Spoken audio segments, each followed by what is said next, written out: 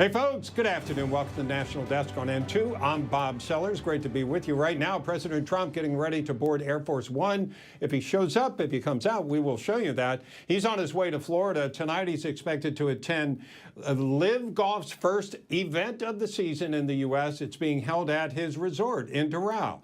Mr. Trump has supported Live since its inception and recently hosted officials from Live's financial backer, Saudi Arabia's Public Investment Fund, and the PGA Tour at the White House, attempting to help unify the two tours, which have had some, you could say, problems getting together. But it would be interesting if they did. Now, markets tumbling, Wall Street executives scrambling. As you can see, the Dow down 1,300 points right there. It was down over 1,500 at one point. Investors trying to scramble, trying to grasp the scope, the size of the president's tariffs. Yesterday, Mr. Trump told the world the new price for doing business in America, and to a lot of people, they felt it was steep. The stock prices of some of America's best-known businesses, from Nike to General Motors, well, they've been selling off on fears that new trade barriers might swallow their profits and drive up prices to levels that would sap demand for their products. Apple's stock fell nearly 9%, erasing almost $300 billion in market value. That happened early today. So a lot going on in the markets, not a whole lot of green on there, a lot of red, but could this be temporary? Is it just part of the pain? I think the president this morning said the operation is done. Whether you agree that now we're in the healing phase, we'll talk about that. Let's bring in CEO and founder of the Stock Swoosh LLC, Melissa Armo. Melissa, how are you reading this stock sell-off? Well, I think we're lower for a little bit here, at least. And again, we're selling off today. We may continue selling off tomorrow. We may have a lot of volatility, in fact, going into the summer months, which is not necessarily atypical, but we're in a period right now where there's an adjustment process where things may cost a little bit more. But I have to be honest with you, Bob, things have been costing more since COVID. Since the last 5 years, every time the previous administration said inflation was going down, I, as a consumer, never really saw that, never really felt that in my pocketbook. So I think that it's one of these things where you go into the store nowadays and you're not even surprised when things cost more. I think eventually, long term, and this is what the president's plan is, this will be better for the country. This will be better for the economy. This will be better for the U.S. stock market. But it doesn't mean that right now the market isn't going to continue to fall and that prices might not stay higher for a little bit. You know, I'm always amused as somebody who's covered the markets for a living for a while.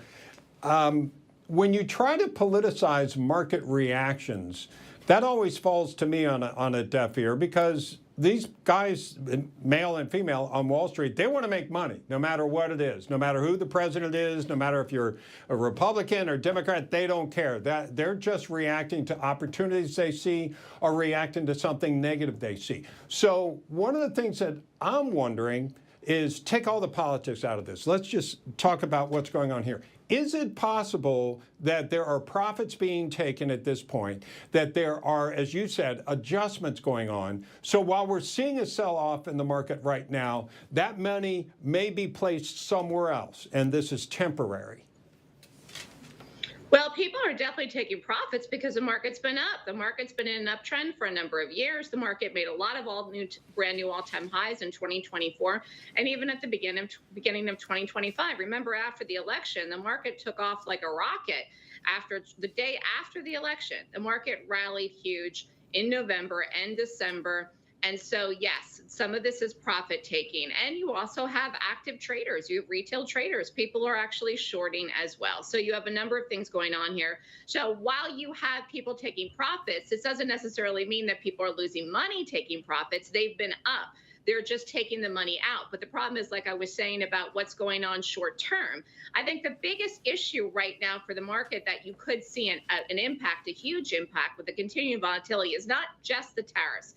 It's the fact that there's a possibility now that interest rates may not go down at all in 2025. So prior to this, there was a possibility that rates may be dropped 3 times this year, 2 times this year. I never really thought that was going to happen. I thought 1 time or maybe 0. But now it seems if prices are going to stay higher, that the Fed chair might not drop rates at all this year. And I think that's going to hit the markets, and that's going to hit the markets pretty big. Well, he's supposed to speak tomorrow, Jay Powell, so we'll hear what he has to say about what he's observing. The thing about, as you described, the stock market went up right after the election, but then it came back down. Why? He started talking about tariffs. The markets didn't really like that, so it came back down. Then it was like, well, he's just talking. This is just a negotiating ploy. They started going back up, and now we actually got the tariff announcements, and it has sold off. So it seems like the market doesn't like these tariffs. Again, this could be an adjustment period, as you're suggesting, but sometimes I think people lose the reason that interest rates could come down. They could come down if our economy slows down, because there are more market analysts now saying we could be heading into recession. I'm not saying we are, Melissa, and I'll ask you whether you think we are. But at that point, yeah, maybe interest rates do come down. I don't know. Could that be a scenario? Well, the credit rating agency Fitch came out this morning and said that there's a possibility that the U.S. could have a recession this year because of tariffs. So yes, that is a possibility. Right. I think it's too soon to say. I'm not going to make that call right now. As of now, people are still spending. Even despite high interest rates, people are still going out. They're still spending money. People are working. And again, I think the only way the Fed is going to adjust interest rates where they lower them this year is if we would go into recession. But by that point, it would be too late for them to lower them. The Fed always reacts too late to anything. And that's part of the problem. A couple of years ago when they ended up deciding to raise rates. They waited too long. They did it too fast, too many times, too quickly. And then the bond market reacted to that as well. So again, the Fed always seems to be on the wrong timing of this. So again, I think that we'll see what he says when he speaks the next time that he does speak. But I think for right now, it's too soon to say if we're going to go into recession. As long as people are working, as long as people have money, they're going to continue to spend. Yeah, but the psychology, we've seen sentiment falling, and sometimes it becomes a self-fulfilling prophecy. But let's focus on what the average person should be doing right here, because I've been a financial advisor before, some of that during the Great Recession. And one of the things that people have to look at is their long-term, their horizon. Like, do they need the money right now? Do they need it next week? Or are they going to need it when they retire in 10, 20 years? Because what your investment horizon is affects what you do. Because I've reminded some people here, hey, if you're taking money out of your 401k and the market comes down, you're buying into the market cheaper than you would have, yesterday or the day before. What advice would you give to people to deal with what we're seeing right here? Well, everybody has a different circumstance because everybody is at a different phase in life. First of all, people are retiring a lot later now than they were 20, 30 years ago. I will say that. True. So, I mean, there are some people that are working over the age of 60, 65, which was unheard of, 30 years ago. So, I mean, again, because the cost of things have gone up, unfortunately, people that are retired, they're in an high interest rate environment.